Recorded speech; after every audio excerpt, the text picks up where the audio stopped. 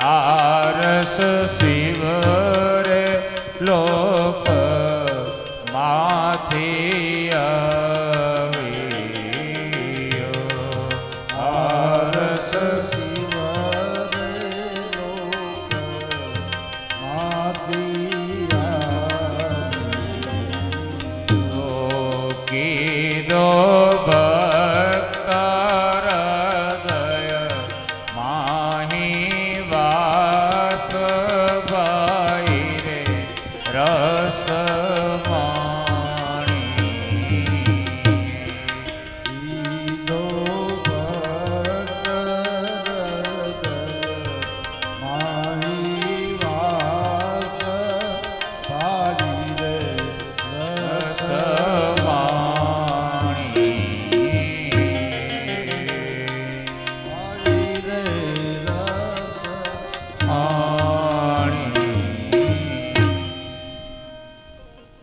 ફગાવાલાઓને હેતુ મિત્રોને કેવું કે આ રસ એવો રસ છે કે એક વખત તમે એ રસ ચાખી લેશો ને તો પછી એનો સ્વાદ જિંદગીભર નહીં ભૂલો.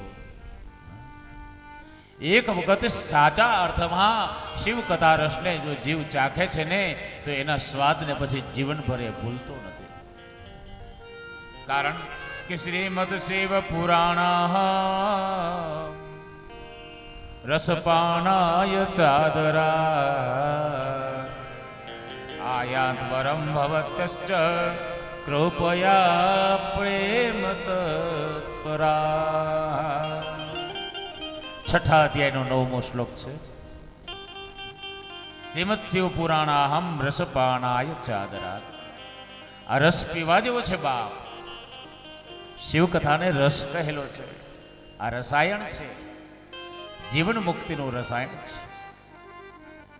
આયત્વરમ ભવંતશ્ચ કૃપયા પ્રેમ તત્પરા. પ્રેમ તત્પર થઈને આ રસ પીવાનો છે. કથાનું આયોજન કરવા માટે પહેલા જોશીને જોઈને મુહૂર્ત કરાવવું જોઈએ, પછી સુંદર રંગબેરંગી ચંદ્રવાવથી મંડપને શણગારવો, આંબાના પાન આસોપાલવના પાનના તોરણ લગાવવા, ચંદ્રવાવો લટકાવવા, ધજાઓ લગાવી ચારે બાજુ. ધજાની અંદર પોઠિયાનું નંદીનું ચિહ્ન હોવું જોઈએ એવી ધજાઓ. આવનાર આમંત્રિતો માટે યથાયોગ્ય આસન ગોઠવવા, એમના જમવાની, પાણી પીવાની, આરામ કરવાની વગેરે બધી સગવડ ઊભી કરવી. અને જ્યારે કથા ચાલતી હોય ત્યારે એક ધ્યાનથી ક્યાંય પણ નજર કર્યા વગર, કોઈની સાથે પણ વાતચીત કર્યા વગર એક ચિત્તે કથાને સાંભળવી. કથામાં માત્ર શરીર ન હોવું જોઈએ, પણ મન, વચન અને કર્મથી કથાને સાંભળવી જોઈએ. કથા ચાલતી હોય ત્યારે બીજી વ્યક્તિ આપણી બાજુમાં બેઠી છે એ કથા સાંભળતી હોય અને જો આપણે અવાજ કરીએ અને ઓને સાંભળવામાં વિઘ્ન થાય તો આપણને ભયંકર પાપ પ્રાપ્ત થાય છે. એ કથામાં કોઈ પણ બકવાદ કે કોઈ પણ ખરાબ શબ્દ કે ઊંચેથી કોઈ પણ વાતચીત પણ ન કરવી જોઈએ. આ કથા ચાલતી હોય ત્યારે એ કથાના એવું નથી કે આયોજક એક ભૂરાભાઈએ કરી કે ભૂરાભાઈએ જ આ બધા નિયમો પાડવા જોઈએ, પરંતુ ટોટલી શ્રોતાગણે આ નિયમોનું પાલન કરવું જોઈએ. દરેકને એક ભૂરાભાઈ આયોજન કર્યું એટલે જ એને શિવકથાનો બધો જ રસ મળી જશે એવું નથી. જેટલા સાંભળશે એને દરેકને શિવ રસ મળશે. આ કથા ચાલતી હોય એ દિવસો એક દિવસ કરોડ યજ્ઞનું ફળ આપનાર છે. 1 કરોડ યજ્ઞનું ફળ મળે ને એવું શિવકથાનું એક દિવસનું ફળ મળે છે બાપ. તમે 1 રૂપિયાનું દાન કરો ને શિવકથાના સમયમાં તો 1 કરોડ ગણું બને છે.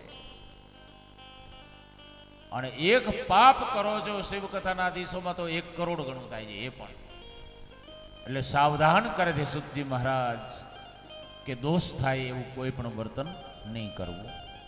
આમ 7 દિવસ સ્થિર આસને બેસી અને પાન કરવું, અને કથા ચાલતી હોય એટલા દિવસ એને લસણ, ડુંગળી, દારૂ, માંસ, હિંગ, ગાજર, ગુંદા, ચોરા, રીંગણા કારીંગણું આ કોઈ વસ્તુ રુદ્રાક્ષધારી કાયમી નથી ખવાતી ખરેખર, પણ શિવકથાના દિવસોમાં ન ખાવી જોઈએ.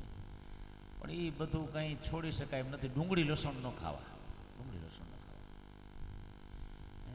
ઉપવાસ કરીને 9 દિવસ કથા સાંભળવી. હું તો 10 દિવસની કથા કરું. આ વખતે ભૂરાબા છેતરી ગયા, 9 દિવસ છાપી લીધા હતા કંકોત્રીમાં, અને ગઈ સાલ 10 દી લીધા હતા તમારે. કારણ કે મને લોભ છે વધારે કથા કહેવાનો. મને લોભ એ છે, લોભિયો માણસ છું.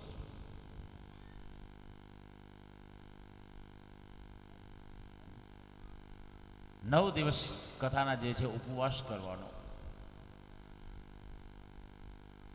એટલે કે કંઈ ખાવાનું નહીં, પ્રવાહી દૂધ ઉપર રહેવું. રાત્રે 1 ગ્લાસ દૂધ પીવો, પણ 1 ગ્લાસ દૂધ પીતા હોય ને એક દી તો હાયલું જાય ને બીજી દી કથામાં બેહને અંદરથી આમ અવાજ રાખ્યા ખા ખા ખા ખા, અંદરથી જઠરાગ્નિ પ્રદીપ્ત થાય ને બળું બળું થાય, ખાવ ખાવ થતું હોય તો જમી લેવું.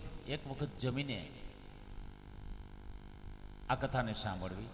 ઘણાને 3 વખત 4 વખત સવારે હીરામણ કરે, 10 વાગે છબીનો કરે.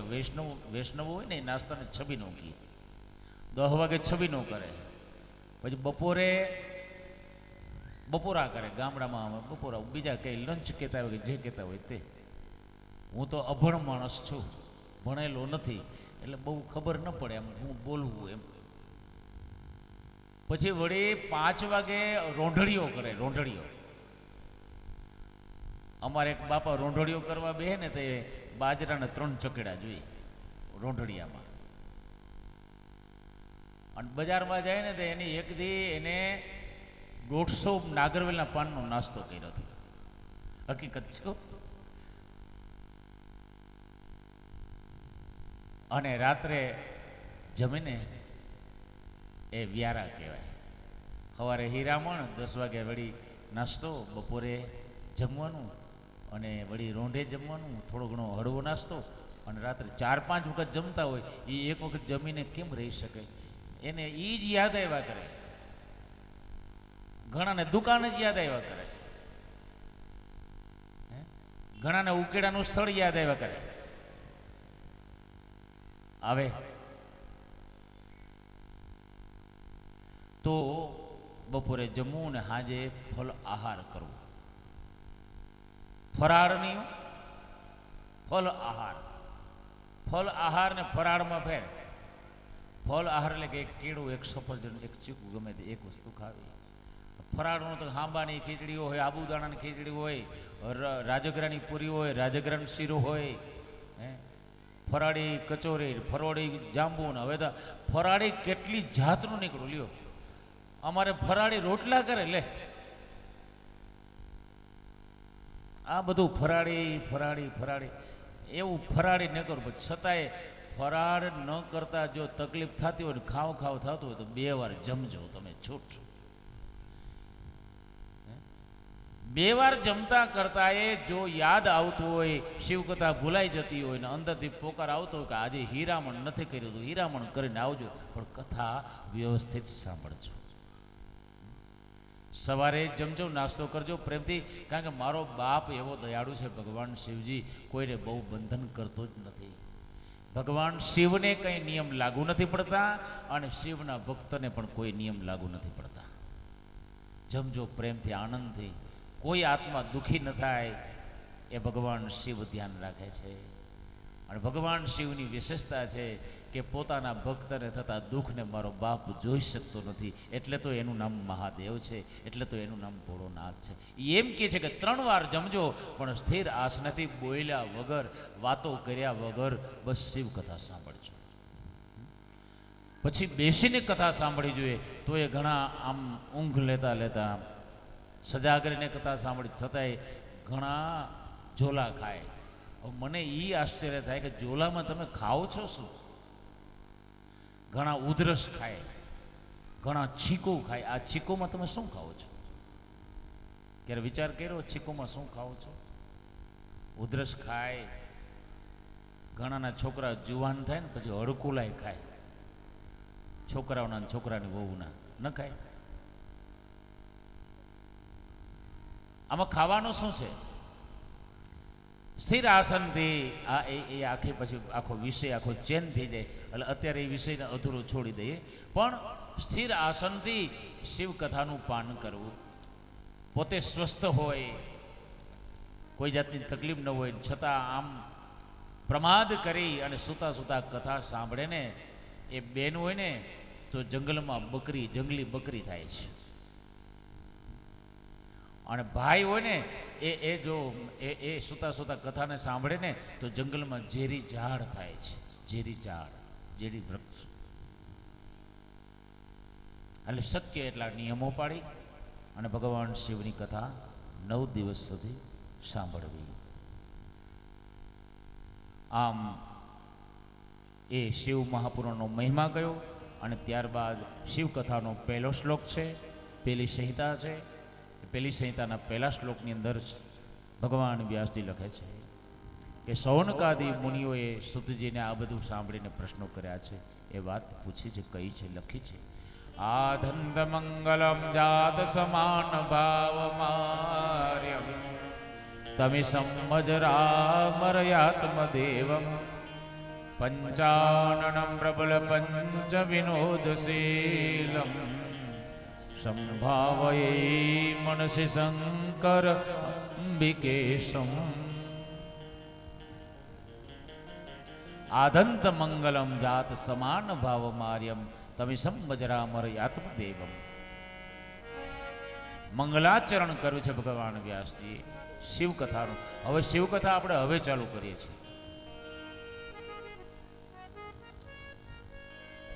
કે જે પરમાત્મા જગતની આદિમાં, જગતના મધ્યમાં અને જગતના અંતમાં મંગલ સ્વરૂપ છે. આદ્યંત મંગલમ જાત સમાન ભાવ માર્યમ. એને હું વંદન કરું છું. આદિ, મધ્ય અને અંતમાં જે મંગલ સ્વરૂપ છે, અથવા તો આપણો જે અમંગલ થયું હોય તો એનું મંગલ કોણ કરે? સર્વ મંગલ માંગલ્યે શિવે સર્વાર્થ સાધિકે શરણ્યે ત્ર્યંબકે ગૌરી નારાયણી નમોસ્તુતે. મા નારાયણી નમોસ્તુતે. મારા અને તમારા જીવનમાં જ્યારે અમંગલના એંધાણ વર્તાય ત્યારે મા જગદંબાને યાદ કરીએ ને તો એ અમંગલનો નાશ થઈ જાય. અથવા તો મંગલમ ભગવાન વિષ્ણુ મંગલમ ગરુડધ્વજ મંગલમ પુંડરીકાક્ષો મંગલાયસ્તનો હરિ. મંગલમ ભગવાન વિષ્ણુ મંગલમ ગરુડધ્વજ. જે મંગલ કરનાર છે એ શ્રી હરિને યાદ કરીએ ને તો આપણા અમંગલ હોય ને પ્રાપ્ત થયેલા અમંગલો મંગલ બની જાય છે. પણ બાપ, આ જગતના અમંગલનો નાશ કરનાર ને પોતાને જ્યારે અમંગલ થાય ત્યારે એનું મંગલ કોણ કરે છે? એની આ વાત છે. શ્રી હરિને પોતાને અમંગલ થાય, જગદંબાને પોતાને અમંગલ થાય ત્યારે એનું અમંગલનો નાશ મારો બાપ ભગવાન શિવ કરે છે. આદ્યંત મંગલમ જાત સમાન ભાવ માર્યમ તમે સંવજરામરયાત્મ દેવ. એને નથી આવવું પડતું, નથી જવું પડતું, નથી જન્મ લેવો પડતો, નથી દેહ ત્યાગવું પડતો. કારણ કે અજર છે, અમર છે, અવિનાશી છે, કાયમ છે, નિત્ય છે, સનાતન છે. સનાતન કેને કહેવાય? કાયમ રહે તેને. તમે સાંભળ્યું ભગવાન કૈલાસમાં આવ્યા ને પાછો હોયા ગયા દેહ તજીને? ના બાપ ના. આપણો નજીકમાં નજીક કોઈ ભગવાન હોય તો ભગવાન શંકર છે. આ પૃથ્વી ઉપર રહે છે, બીજે ક્યાંય નથી રહેતો. આપણી નજીકમાં જ રહે છે. એને આવાગમન નથી અને એના શરણાગતને પણ આવાગમન નથી. ભગવાન શિવજીના શરણાગતને આવાગમન નથી. પોતે જ બતાવી દીધું છે પોતા દ્વારા.